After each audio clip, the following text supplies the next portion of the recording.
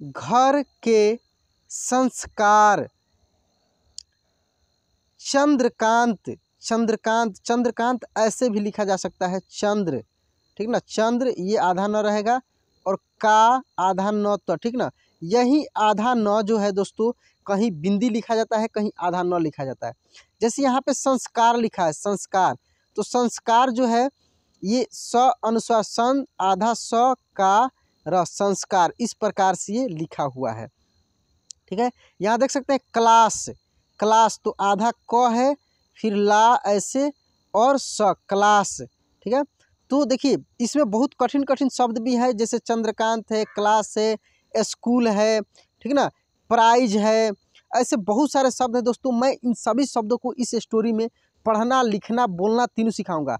हाँ दोस्तों, यदि आप हिंदी पढ़ना, लिखना और बोलना तीनों सीखना चाहते हैं तो आपने बिल्कुल सही वीडियो पर क्लिक किया। मैं आपको बोलना भी सिखाऊंगा। बोलेंगे कैसे आप?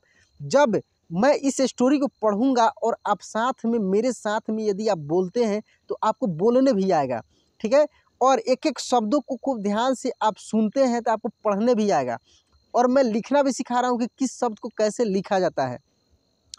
तो दोस्तों इस क्लास को आप लास्ट तक देखिएगा, स्किप नहीं कीजिएगा। तो आइए यहाँ से हम लोग शुरू करते हैं। चंद्रकांत, ठीक ना, चंद्रकांत यह एक स्टोरी है, ठीक ना, जो हमारे आस पड़ोस में घटता है, इस प्रकार की घटना है, एक स्टोरी है। इसको खूब ध्यान से हम लोग को सुनना है। बहुत बढ़िया स्टोरी है, इसका कुछ ना कुछ उद्देश्य भी है इस स्टोरी का, लास्ट में हम लोग देखेंगे। तो चंद्रकांत किसी लड़का का नाम है, ठीक ना। और सोमनाथ, देखिए सोमनाथ एक ही क्लास, देखिए क्लास, इसको क्या हम लोग पढ़ेंगे, क्लास में पढ़ते थे और वे एक दूसरे के पड़ोसी भी थे। देखिए चंद्रकांत और सोमनाथ एक ही क्लास में पढ़ते थे और वे एक दूसरे के पड़ोसी भी थे, पड़ोसी थे और एक ही क्लास में पढ़ते भी थे, मतलब कि क्लासमेट थे, पड़ोसी भी थे, ठीक है। सोमनाथ पढ़ाई के साथ साथ खेलने में भी अच्छा था। सोमनाथ जो था पढ़ाई के साथ साथ खेलने में भी अच्छा था। और चंद्रकांत स्कूल छूटने के बाद सिर्फ, देखिए इसमें रेफ की मात्रा है जो कि हाल ही में मैं पढ़ाया हूँ, सिर्फ खेलता और गांव भर घूमता रहता था। देखिए इसमें एक एक शब्दों को आप देखेंगे ना तो आपको पता लगेगा कि किसमें बड़ी ई की मात्रा लगा है, किसमें छोटी ई की मात्रा लगा है, किसमें रेफ की मात्रा लगा है। सभी मात्रा वाले शब्द आपको स्टोरी में ही मिल पाएंगे। अब आइए यहाँ से हम लोग पढ़कर देखते हैं। एक दिन स्कूल में खेल दिवस आयोजित किया था। स्कूल में एक दिन खेल दिवस आयोजित किया गया था, गया यहाँ पे छूट गया है। और सोमनाथ ने कई खेल में हिस्सा, देखिए स संयुक्त है तो हिस्सा लिया था। सोमनाथ कई खेल में हिस्सा लिया था जो स्कूल में खेल का आयोजन हुआ था उसमें। चंद्रकांत ने खेल दिवस पर कोई भी खेल में हिस्सा नहीं लिया था।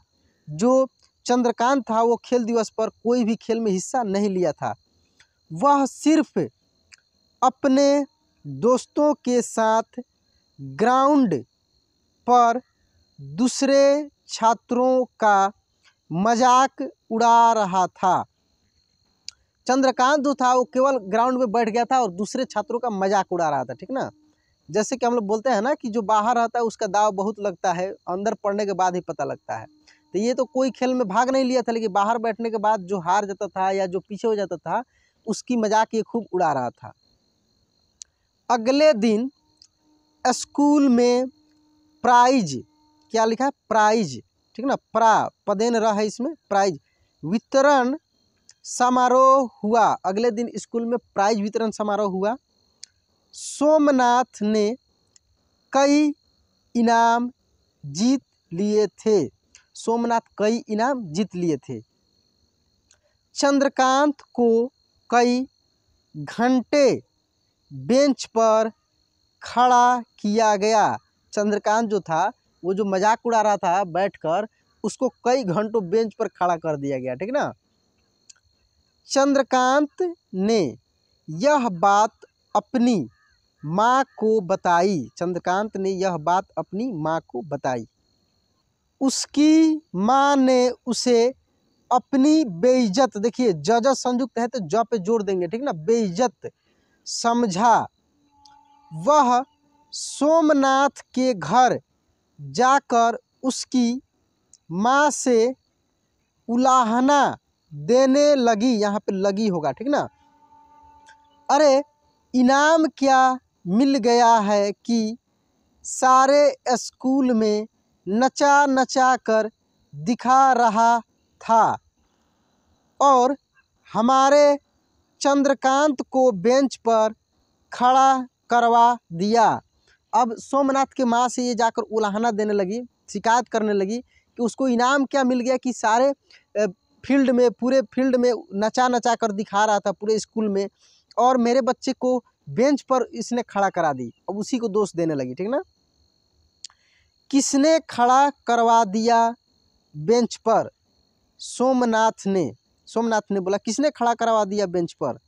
सोमनाथ की माँ ने पूछा। उन्हें पूरी स्थिति का पता नहीं था। सोमनाथ की माँ ने पूछा कि उसे किसने खड़ा करवा दिया बेंच पर, उन्हें किस स्थिति का पता नहीं था। हाँ और क्या? चंद्रकांत की माँ ने गुस्से से कहा। चंद्रकांत की माँ ने गुस्से से कहा, हाँ और क्या? सोमनाथ को क्या पड़ी है जो बेंच पर खड़ा करवाएगा? सोमनाथ को क्या पड़ी है कि बेंच पर खड़ा करवाएगा? पढ़ाई नहीं की होगी इसीलिए रखा होगा, सोमनाथ की माँ ने कहा। सोमनाथ की माँ ने गुस्से में बोला कि सोमनाथ को क्या पड़ी है कि उसने खड़ा करवाएगा? क्यों खड़ा करवाएगा? सोमनाथ नहीं खड़ा करवाया है, उसने, चंद्रकांत ने पढ़ाई नहीं की होगी इसलिए खड़ा हुआ होगा। अरे तुम लोग दुश्मनी निकलवाते हैं, जलते हैं कि हम अच्छा खाते हैं, अच्छा पहनते हैं, चंद्रकांत की माँ ने कहा। चंद्रकांत की माँ ने बोला कि अरे तुम लोग तो दुश्मनी निकलवाते हो, तुम लोग जलते हो कि हम लोग अच्छा खाते हैं, अच्छा पहनते हैं, ये बोलकर वहाँ से चल दी। मगर सोमनाथ की माँ ने धीरज से काम लिया। बोली कल स्कूल चलकर पता करेंगे कि हुआ क्या था। सोमनाथ की माँ ने बोला कि कल स्कूल चलकर पता करेंगे कि क्या हुआ था। मैं देख लूँगी एक एक को।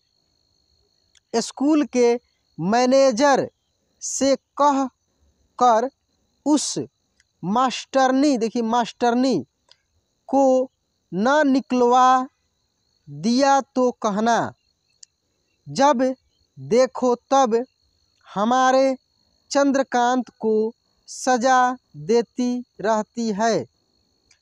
अरे और भी तो बच्चे हैं स्कूल में।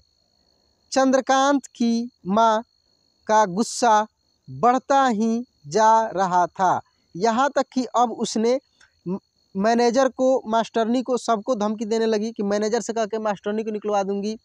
इतने बच्चे हैं फिर भी चंद्रकांत को ही हमेशा सज़ा मिलता रहता है। ये सब बकाने लगी और बोलने लगी, गुस्से से पूरे पागल हो चुकी थी। तभी सोमनाथ घर में आया। आते ही उसने उत्साह से कहा, माँ आज बड़ा ही मज़ा आया। हाँ मज़ा क्यों नहीं आया होगा? चंद्रकांत को बेंच पर खड़ा करवा कर तुम्हें मज़ा जो आ रहा है। चंद्रकांत की माँ बोल पड़ी। जैसे ही वो चंद्रकांत की माँ जो थी वहीं पे खड़ी थी, तब तक सोमनाथ ने आया और बोला कि माँ आज बहुत मज़ा आया स्कूल से आया। लेकिन चंद्रकांत की माँ की क्या बोली कि तुम्हें मज़ा कैसे नहीं आएगा, क्योंकि चंद्रकांत को तुमने सज़ा जो दिलवा दी। सोमनाथ सहम गया। उसे यह पता था कि चंद्रकांत को बेंच होगा, बेंच पर खड़ा किया गया था। वह धीरे से बोला, चाची, चंद्रकांत 2 दिन से होमवर्क नहीं करके ले जा रहा है। वो धीरे से बोला, खूब पोलाइट बोला कि चाची, चंद्रकांत 2 दिन से होमवर्क करके नहीं ले जा रहा है, इसीलिए उसे सज़ा मिली। मैंने कहा मेरी कॉपी से उतार ले, वह नहीं करता। हाँ, तू तो बहुत तेज है, देख लूँगी सबको, कहती हुई वह चली गई। ठीक है ना। सोमनाथ की माँ चंद्रकांत की माँ को देखती रह गई।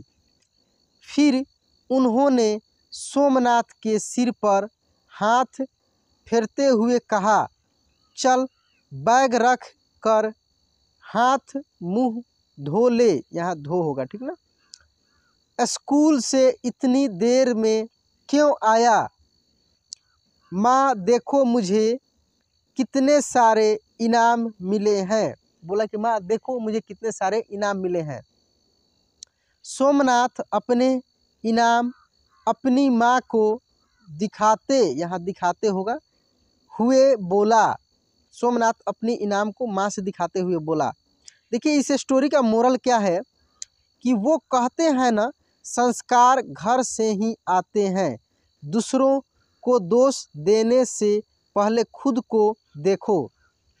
देखिए बच्चे को जैसे गार्जियन संस्कार देंगे, बच्चे के साथ जैसे गार्जियन ट्रीट करेंगे, ठीक ना, वैसे ही बच्चे भी बनते जाएंगे। इसलिए दोस्तों कभी भी बच्चों को दूसरे के सामने नहीं लड़ना चाहिए, बच्चे के पक्ष में, ठीक ना।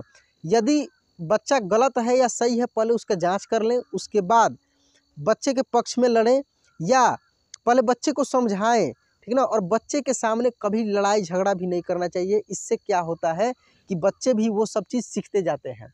चलिए दोस्तों आज के क्लास यहीं पे एंड करते हैं। एंड करने से पहले आपसे रिक्वेस्ट है कि यदि आप चैनल को अभी भी सब्सक्राइब नहीं किए हैं तो कर लीजिए, बेल आइकन दबा दीजिएगा और एक लाइक भी कर दीजिएगा। जय हिंद।